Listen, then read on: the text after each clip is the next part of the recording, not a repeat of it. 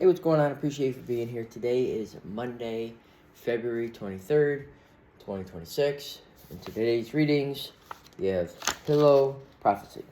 Just 3 days before his death, while he was praying, Polycarp had a vision of his pillow on fire. After the vision, he prophetically said he would be burned alive. Polycarp was the bishop of Smyrna in modern-day Turkey, and he lived at a time of extreme persecution of the church by the Roman Empire. Christians called Jesus their Lord and Savior.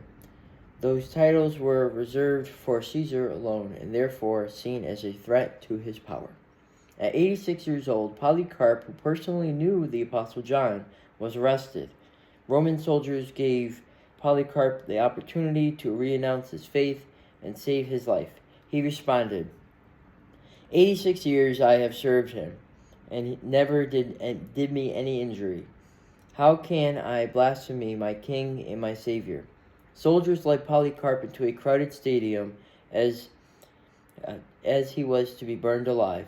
When the flames did not seem to harm him, Roman soldiers killed him by the sword. The church celebrates the feast of Saint Polycarp today, on the date of his martyrdom.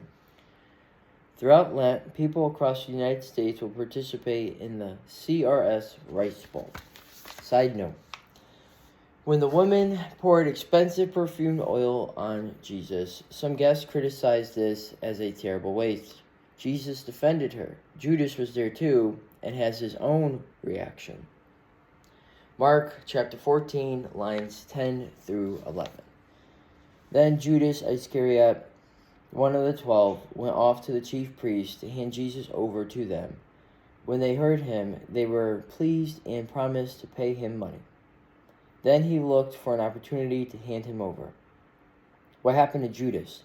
11 chapters earlier in Mark's Gospel, Jesus had chosen Judas as one of the 12, who would be part of his inner circle. How could someone be so close to Jesus turn traitor? Was it for money? Well, Judas got paid, but not all that much. He traded Jesus in for a small sum, a small evaluation of Jesus in contrast to the woman with the expensive ointment. Maybe Judas was frustrated. Jesus should have been turning this world around, and here they were, in a small town, arguing about a woman who wasted money on perfumed oil. It was going nowhere. Sound familiar? Jesus was always wasting time on the little people.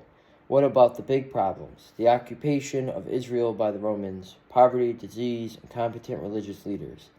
Did Judas really feel this way? We don't know. Lent is a time when we think long thoughts about the long haul.